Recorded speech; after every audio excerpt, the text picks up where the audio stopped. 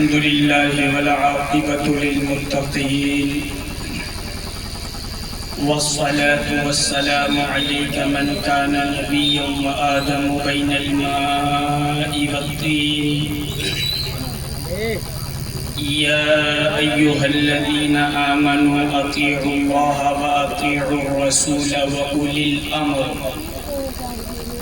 صدق الله المولانا العظيم وصدق رسوله النبي الأمين المعين المتين الكريم ونحن على ذلك لمن الشاهدين والشاكرين والذاكرين والحمد لله رب العالمين.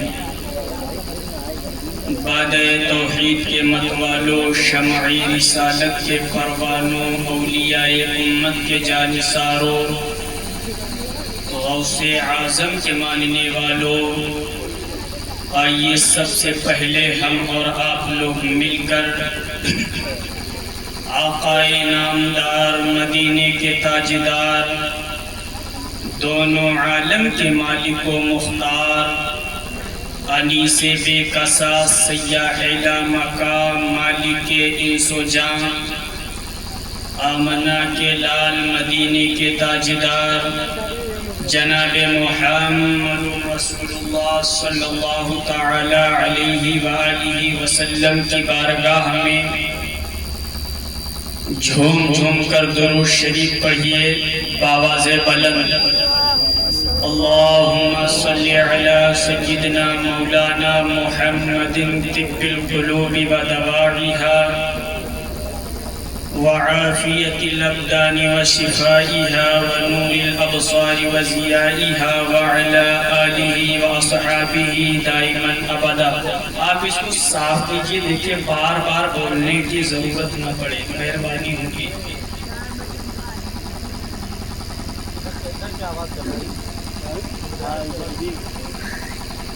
کی آواز کے بارے میں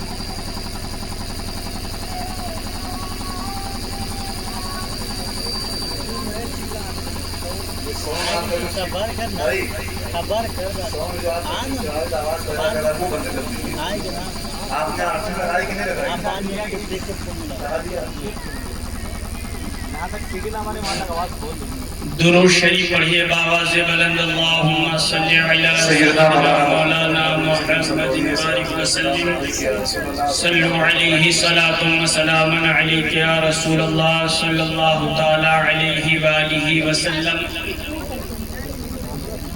اعلیٰ حضرت عظیم البرکت مجدد دین و ملت الشاہ امام احمد رضا خان فاضل بریلوی ارشاد فرماتے ہیں، یا رسول اللہ سرور کہوں کی مالک و مولا کہوں تجھے، سرور کہوں کی مالک و مولا کہوں تجھے، باغ خلیل کا گل زیبا کہوں تجھے، لیکن رضا نے ختم سخن اس پہ کر دیا، خالق کا بندہ خلق کا آقا کہوں تجھے. اور اعلیٰ حضرت فرماتے ہیں کہ انہیں جانا انہیں مانا، انہیں جانا انہیں مانا، نہ رکھا غیر سے کام، للہ الحمد میں دنیا سے مسلمان گیا، للہ الحمد میں دنیا سے مسلمان گیا. اور اعلیٰ حضرت فرماتے ہیں پیش نظر وہ نو بہار، پیش نظر وہ نو بہار، سجدے کو دل ہے بے قرار. اعلیٰ حضرت جب مدینہ شریف میں بیٹھ کر اس کلام کو لکھنے لگے اور حضور علیہ السلام سامنے جب تشریف لے کر آتے ہیں اعلیٰ حضرت کے، تو اعلیٰ حضرت لکھتے ہیں کہ پیش نظر وہ نو بہار، سجدے کو دل ہے بے قرار. تو حضور فرماتے رے جسر کو روکیے یہی تو امتحان ہے، روکیے جسر کو روکیے یہی تو امتحان ہے. اور اعلیٰ حضرت عظیم البرکت فرماتے ہیں رخ دن ہے یا مہر سما، یہ بھی نہیں وہ بھی نہیں، شب زلف ہے یا مشک خطا، یہ بھی نہیں وہ بھی نہیں۔ حضرات، اللہ رب قدیر قرآن کے اندر ارشاد فرماتا ہے، یا ایھا الذین آمنوا اطیعوا اللہ واطیعوا الرسول واولی الامر۔ اے ایمان والو، اللہ کی فرما برداری کرو اور حضور علیہ الصلاۃ والسلام کی فرما برداری کرو، اور جو تم میں اولو الامر ہو ان کی فرما برداری کرو۔ حضرات، آپ لوگوں نے تو بخوبی سمجھ لیا ہوگا کہ ہم نے کہا کہ اللہ کی فرما برداری کرو، یہ بات سمجھ میں آ رہی ہوگی آپ لوگوں کے بھی۔ حضور کی فرما برداری کرو، یہ بھی بات آپ کی سمجھ میں آ گئی ہوگی، مگر اولو الامر کی فرما برداری کرو شاید سمجھ نہ سکے ہوں گے۔ تو دیکھیے، میں بہت بڑا مفسر یا بہت بڑا علامہ تو نہیں ہوں کہ اس تفسیر کی گہرائی میں جا کر میں اس کو بتا سکوں۔ الغرض کی امام راضی کا ایک قول یاد آتا ہے کہ امام راضی فرماتے ہیں کہ اولو الامر سے مراد علماء کرام ہیں۔ اولو الامر سے مراد علماء کرام ہیں، وہ سنی علماء ہیں، ان کی فرما برداری کرو۔ حضرات، حضرت عمر رضی اللہ تعالی عنہ نے حضرت کعب سے پوچھا کہ حضرت کعب یہ بتائیے کہ عالم کون لوگ ہوتے، عالم کس کو کہا جاتا ہے، عالم دین کون لوگ ہوتے ہیں؟ تو حضرت کعب نے کہا، سب سے بڑا عالم وہ نہیں ہے جس کے پاس علم زیادہ ہو، سب سے بڑا عالم وہ ہے جو اپنے علم پر اپنے علم کے ساتھ اس کے علم کے ساتھ ساتھ تقوی اور پرہیزگاری ہو، جو اپنے علم پر عمل بھی کرتا ہو۔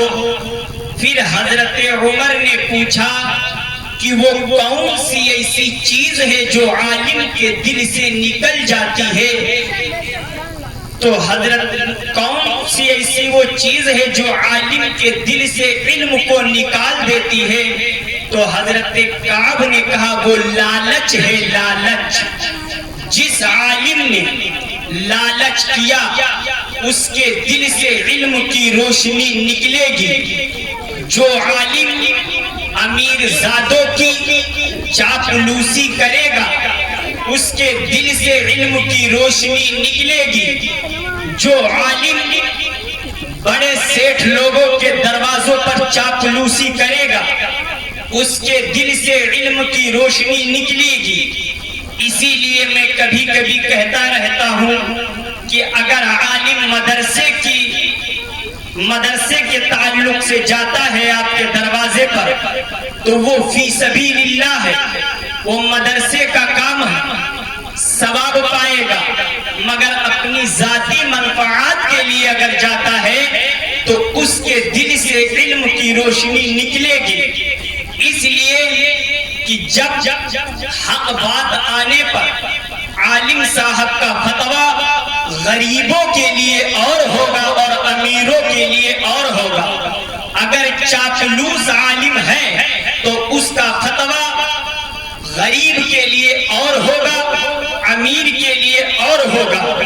اس لیے حضرت کعب نے فرمایا کہ عالم دین کے سینے سے علم کی روشنی تب نکلتی ہے جب وہ چاپلوسی کرتا ہے۔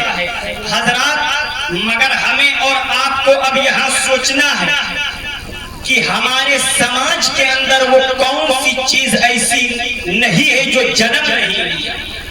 برائی ہمارے سماج کے اندر، چغل خوری ہمارے سماج کے اندر، جواکاری ہمارے سماج کے اندر، یہ کیا وجہ ہے؟ یہی وجہ ہے کہ ہم نے اپنے عالموں سے دوری بنا رکھا ہے، ہم نے اپنے عالموں سے دوری بنا رکھا ہے. آج شراب کے جو عادی ہوتے جا رہے ہیں یہی وجہ ہے کہ ہم نے اپنے عالموں سے دوری بنا رکھا ہے. یہ جو ہمارے ہاتھ میں قلم اور کتاب ہونا چاہیے وہی ہمارے نوجوانوں کے ہاتھ میں جوا اور شراب تھما دیا جاتا ہے. اور یہی وجہ ہے کہ وہ عالموں سے دور ہیں, یہی وجہ ہے کہ ان سب چیزوں میں وہ گرفتار ہیں. مگر حضرات میں آپ کو یہ بھی بتانا چاہتا ہوں کہ ہم کو ایسے عالم دین کے قریب بیٹھنا ہے جو مصطفیٰ کا وفادار ہو, مصطفیٰ کا غدار نہ ہو. ہم یہ نہیں کہتے کہ جتنے ٹوپی کرتا والے ہیں وہ سب عالم ہیں, ایسا نہیں ہو سکتا ہے. تو حضرات اسی لیے میرے نبی کریم صلی اللہ تعالی علیہ وسلم نے فرمایا کہ جو سب سے عالموں میں جو سب سے برے لوگ عالم ہیں وہ علماء سو ہیں, علماء شر ہیں, اور جو عالموں میں سب سے بہتر عالم ہیں وہ علماء خیر ہیں. اب ہمیں اور آپ کو سمجھنا ہوگا کہ علماء خیر کون ہے اور علماء شر کون ہے, کن سے ہم کو رابطہ رکھنا ہے اور کن سے ہمیں بچنا ہے. تو حضرات جو ہمیں اور آپ کو مسجد سے دور کر دے وہ عالم شر ہے, وہ علماء سو ہیں, اور جو عالم ہمیں مسجد کے قریب کر دے وہ عالم خیر ہے. حضرات جو عالم ہمارے بچوں کے سینے سے عشق مصطفیٰ نکالنے کی کوشش کرے وہ علماء شر ہے, اور جو عالم ہمارے بچوں کے سینے میں عشق مصطفیٰ کا چراغ روشن کر دے وہ علماء خیر ہیں, وہ سنی علماء ہیں. اور جو عالم ہمارے اور کلیئر جملوں میں سن لو کہ جو عالم حضور علیہ السلام کے بارے میں یہ کہے کہ حضور کو تو پیٹ پیچھے کا علم نہیں ہے وہ علماء شر ہے. اور جو عالم یہ کہے کہ اور کوئی غیب کیا تم سے نیہا ہو بھلا جب نہ خدا ہی چھپا تم پہ کروڑوں درود وہ علماء خیر ہیں. حضرات جو یہ کہیں کہ حضور علیہ السلام تو ہمارے بڑے بھائی جیسے ہیں معاذ اللہ رب العالمین وہ علماء شر ہیں, وہ علماء سو ہیں. اور جو عالم یہ کہے کہ سرور کہوں کہ مالکو مولا کہوں تجھے, باغ خلیل کا گلے زیبا کہوں تجھے, لیکن رضا نے خط میں سخن اس پہ کر دیا خالق کا بندہ خلق کا آقا کہوں تجھے. جو عالم قوم میں انتشار پیدا کر دے وہ عالم شر ہے, اور جو عالم قوم میں اتحاد پیدا برپا کر دے وہ عالم خیر ہے. جو عالم یہ کہے اپنے بچے کا تو برتھ ڈے منائے مگر حضور علیہ السلام کے میلاد کو ناجائز و حرام کہے, جو ناجائز و حرام کہے وہ علماء شر ہے. اور جو عالم یہ کہے کہ دشمن احمد پہ شدت کیجئے, ملحدوں سے کیا مربت کیجئے, غیظ میں جل جائے بے دینوں کے دل, یا رسول اللہ کی کثرت کیجئے. رسالت مسلک اعلی حضرت میدان تاج شریعہ نعرہ تکبیر. حضرات اب تو ایک لہر چلی ہوئی ہے, لہر کوئی اب جا رہا ہے تو کوئی کب جا رہا ہے. بڑی ذمہ داری کے ساتھ بول رہا ہوں حضرت کی موجودگی میں, آج ایک لہر چلی ہوئی ہے, کوئی اب جا رہا ہے تو کوئی کب جا رہا ہے. ہمیں جو چاہتا ہے جائے گا وہی جس کا سینہ جس کا دل پہلے سے کالا ہو چکا ہے, اور جس کے دل پر جس کے سینے پر حضور کے گنبد کی مہر لگ چکی ہے وہ نہ کل گیا تھا نہ آج گیا ہے نہ قیامت تک جائے گا. وہ کبھی مصطفیٰ کا غدار نہیں ہوگا جو مسلک اعلی حضرت کا ماننے والا ہوگا, وہ ہمیشہ اعلی حضرت کے مشن کو عام کرے گا. اور حضرات ایمان سب سے بڑی چیز ہے, اگر ایمان چلا گیا ہاتھ سے تو ذلت کی زندگی جیتے رہو گے. آپ سوچئے اگر ایمان نہیں ہے تو سب کچھ بیکار ہے. اگر آپ کی بائک چوری ہو جائے گی تو آپ پھر سے خرید لیں گے. اگر آپ کی موبائل گم ہو جائے گی تو پھر سے خرید لیں گے. مگر اگر ایمان چلا گیا تو ذلت کی زندگی جیتے رہو گے. اس لیے میرے قوم کے مسلمانوں میں آپ سے بتانا چاہتا ہوں کہ جو یہ آج گاؤں وغیرہ میں یہ جو بہت پیار سے لوگ گڈو منو چنو سب نام لیتے رہتے ہیں کہ میرا یہ نام ہے وہ نام ہے. اگر کسی بھائی سے پوچھا جائے آپ کا نام کیا ہے تو کہتے ہیں حضرت میرا نام عبد الرحمان ہے مگر لوگ مجھے پیار سے گڈو کہتے. بتائیے. کہتے ہیں میرا نام توفیق ہے مگر لوگ مجھے پیار سے منو کہتے ہیں. ہمیں کب تک یہ گڈو منو چنو میں پڑے رہو گے؟ اگر تمہارے باپ نے تمہارا نام محمد رکھا ہے تو 1000 کافروں کے لشکر میں تم کھڑے ہو کر فخر سے کہو کہ میرے باپ نے میرا نام محمد رکھا. یہ تمہارے ایمان کی دلیل ہے میرے بھائی. اور جب انسان کا ایمان مکمل ہو جائے، ایمان جب اس کا پختہ ہو جائے، اس کے بعد میں ہم پر اور آپ پر سب سے پہلی چیز کیا فرض ہے؟ نماز. 5 وقت کی نماز.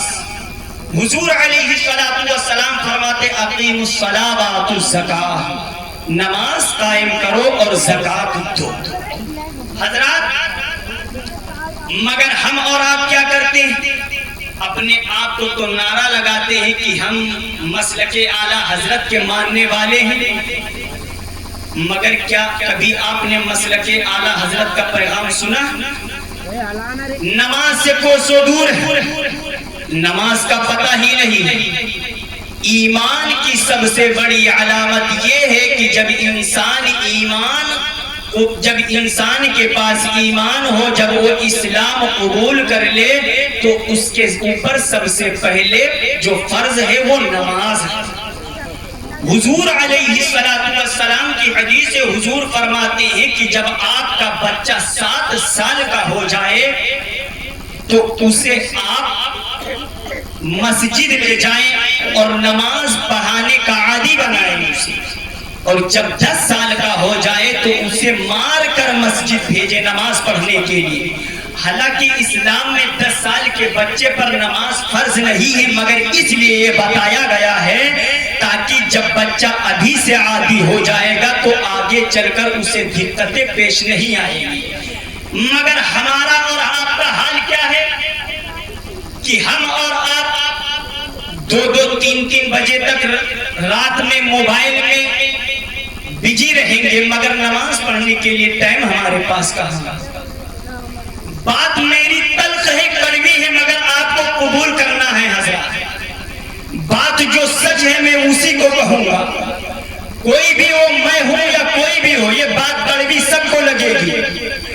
اس لیے یہ میرے قوم کا نوجوان جو ہے یہ نہ پڑھنے میں آگے ہے نہ لکھنے میں آگے ہے، کسی چیز میں آگے نہیں ہے. بس موبائل اگر دے دیا جائے تو جب تک اس کا 2 GB ڈاٹا نہیں ختم ہو جائے گا اسے نیند آنے والا ہی نہیں ہے رات کو. ایسی ہماری قوم ہوتی چلی جا رہی. پھر ہم کہہ رہے ہیں کہ ہم ذلت کی زندگی گزار رہے ہیں. میرے بھائیوں اگر یہی حال آپ کا رہے گا تو آنے والا وقت اس سے بھی بھیانک ہو سکتا ہے. اگر ہم اپنے اللہ کے گھر کو ویران رکھیں گے تو اللہ ہمارے اوپر عذاب نہیں نازل کرے گا تو کیا نازل کرے گا؟ جب ہم اپنے ماتھے میں سجدے کی طلب نہیں پیدا کریں گے تو ہمارے ساتھ کیا حال ہوگا؟ نماز پڑھیے اور اپنے بچوں کو سب سے اچھا عالم دین اور حافظ قرآن بنائیے. یہ پیغام ہے. اگر آپ اپنا ایمان بچانا چاہتے ہیں یا اپنے اولادوں کے مستقبل کو سنوارنا چاہتے ہیں تو اپنے بچوں کو عالم بنائیے، حافظ بنائیے. اس اس لیے کہ آنے والے وقت میں سطح کی حکومت کی چابیاں اسی کے ہاتھ میں ہوں گی جس قوم کے بچے زیادہ پڑھے لکھے ہوں گے. اور حضور علیہ السلام کی حدیث ہے کہ حضور فرماتے ہیں کہ جو صبح صبح اٹھ کر بازار کی طرف جاتا ہے وہ شیطان کا جھنڈا لے کر جاتا ہے، اور جو صبح اٹھ کر مسجد کی طرف جاتا ہے وہ اللہ کے دین کا جھنڈا لے کر جاتا ہے. اس لیے میرے قوم کے مسلمانوں بیدار ہو جاؤ، بیدار ہونے کا وقت ہے. اگر ایسے سوتے رہو گے تو ہمیشہ کے لیے سلا دیے جاؤ گے. آنے والا وقت اس سے بھی خطرناک ہو سکتا ہے، اور گھبراؤ نہیں، فکر مت کرو. یہ بادل ہے چھٹ جائیں گے، یہ بادل ہے چھٹ جائیں گے. اس لیے کہ اگر راستے میں پتھر بھی ہوں گے، اے میرے قوم کے مسلمانوں تم اپنا راستہ سیدھا کر لو. اگر راستے میں بھی پتھر ہوں گے تو اللہ موم بنا دے گا، اور پھول اگر کانٹے بھی ہوں گے تو اللہ انہیں پھول بنا دے گا. اے میری قوم کے مسلمان تو اپنا راستہ سیدھا کر لے، میرا رب جو چاہے گا تیرے ساتھ فیصلہ کرے گا. اپنا راستہ تو صحیح کرو میرے بھائی. اپنے بچوں کو اپنی حیثیت سے زیادہ بڑھ کر پڑھاؤ، اپنے بچوں کو علم دین حاصل کراؤ. حضور نبی کریم علیہ السلام کی حدیث طلب العلم فریضۃ علی کل مسلم و مسلمہ. ہر مسلمان مرد عورت پر علم دین حاصل کرنا فرض ہے. جس طرح سے جان بچانا فرض ہے اسی طریقے سے علم دین حاصل کرنا بھی فرض ہے. مگر اب ہمارے قوم کا بچہ اگر پڑھ بھی گیا، حافظ بھی ہو گیا، عالم بھی ہو گیا، تو ہماری یہ سماج ایسی ہے کہ اب اس کی عزت کرنے کے لیے تیار نہیں. کسی کے جیب میں اگر 2 روپیہ آ جائے تو وہ کسی کو سلام کرنے کے لیے تیار نہیں. اگر کسی کے پاس 4 پہیہ گاڑی ہو جائے تو اپنے آپ کو وقت کا فرعون سمجھنے لگتا ہے. اگر اس کے ہاتھ میں 4 پیسے آ جائے تو کسی کو سلام کرنے کے لیے تیار نہیں ہے. اگر کسی کے پاس چھوٹا پد آ گیا تو وہ سمجھتا ہے کہ میں ہی سب کچھ. یہ ہمارے سماج کا حال ہے. پھر عالم لوگ کی عزت نہیں کرتے، بولتے ہیں ایسے عالم کو ہم جیب میں رکھ کر چلتے ہیں. ہمیں تمہاری حیثیت کیا ہے عالم کو رکھنے کے لیے جیب میں؟ تمہاری حیثیت کیا ہے؟ قرآن کی ایک آیت کی مقدار تم کچھ نہیں ادا کر سکتے، پورے عالم کی حیثیت کی بات کر رہے ہو. عالم کی حیثیت پر آپ آ گئے. اگر کوئی امام صاحب اگر امامت کر رہے ہیں گاؤں میں تو ہمارے سماج کا حال کیا ہے کہ امام صاحب ہی تو سوچتے امام صاحب تو ہی کوئی سلام کرنے کے لیے تیار نہیں ان سے. ہم نے امام کو اس حقارت کی نظر سے دیکھنا شروع کر دیا. ہم سوچتے ہیں کہ یہ امام ہے ہمارے گاؤں کے، یہ تو روز ملتے جلتے رہتے ہیں، ہمیں وہ تمہارے سردار ہیں، سردار جن کے پیچھے تم نماز پڑھتے ان کی عزت نہیں کرتے ہو. پھر اس کے بعد میں کہتے ہو مصیبت ہمارے اوپر نازل ہو رہی ہے. حضور علیہ السلام نے انہی اماموں اور مؤذنوں کے بارے میں ایک ارشاد فرمایا تھا. آپ نے تو مؤذن کا مطلب یہ سمجھا ہے کہ امام صاحب کی ٹفن لو، کھانا لاؤ، جھاڑو لو، مسجد کی صفائی کرو، یہی سمجھ رکھا ہے. حضور علیہ السلام کی حدیث حضور نے فرمایا کہ جو 7 برس تک مسجد میں آذان پڑھتا رہے گا بروز قیامت کے دن اس مؤذن کا گردن سب سے بلند ہوگا، سب سے بلند ہوگا. حضور علیہ السلام نے اسی لیے فرمایا تھا. مگر ہم اور آپ ان کی عزت نہیں کر رہے ہیں. اگر کوئی امام صاحب ہے حضرت، اگر امامت کر رہا ہے اور اگر کوئی بستی میں آ کر باہر سے کوئی مسافر بس گیا، اگر 10 سال سے بس رہا ہے وہ، اور اگر اس کا امام سے کچھ کھٹ پٹ ہوا تو وہ جا کر کھٹ پٹ ہوا تو وہ جا کر متولی صاحب کے پاس کہتے ہیں حضرت متولی صاحب امام صاحب کو اب نکال دیجیے. بولتے ہیں کیوں، کیا وجہ ہے؟ تو متولی صاحب سے وہ کہتے ہیں کہ امام صاحب سے ہماری غلطی نہیں ہے اور امام صاحب کو اب نکال دیجیے. متولی صاحب صبح صبح مسجد میں حاضر ہوتے ہیں، بڑا اچھا مزدہ لے کر، مزدہ فضا لے کر حاضر ہوئے امام صاحب کے پاس۔ امام صاحب سے بولے، امام صاحب اب آپ جائیے، اب آپ یہاں نہیں رک سکتے ہیں۔ بیچارہ امام رو کر بولتا ہے، متولی صاحب بات کیا ہے، بات کچھ بتائیں گے؟ متولی صاحب کہتے ہیں کہ آپ کو لوگ پسند نہیں کر رہے ہیں، لوگ کہہ رہے ہیں کہ امام صاحب سے میری بنتی نہیں، ہمیں کوئی 10 سال سے آ کر تمہارے گاؤں میں بس کر تمہارا محلے دار ہو گیا، مگر تمہارے بچوں کو 20 سال سے کلمہ سکھانے والا تیرا محلے دار نہ بن سکتا۔ یہ قدر ہم نے اپنے اماموں کی کر دی، یہ حال بنا رکھا ہے ہم نے اپنے اماموں کی۔ یہی وجہ ہے کہ ہم ذلت کی زندگی گزار رہے ہیں۔ حضرات، وقت ہے اپنے عالموں کی عزت کرو، اپنے اماموں کی عزت کرو، اور اپنے عالموں کے ساتھ میل جول رکھو، اچھے عالم سے رابطہ رکھو، وہی تو ہمارے اور آپ کے مسئلے حل کرتے ہیں۔ اگر ان سے دوری بنا رکھو گے تو آنے والا وقت آپ کے لیے بہت بھاری ہے۔ یہ سمجھ لیجئے، آپ اپنے اماموں کی عزت کیجئے، عالموں کی عزت کیجئے، اور جو آپ سے بڑے ہوں ان کی بھی عزت کیجئے۔ اللہ رب قدیر کی بارگاہ میں دعا ہے، مولا ہمارے بولنے میں جو غلطیاں واقع ہوئی ہوں، مولا انہیں معاف عطا فرمائے۔ وما علینا الا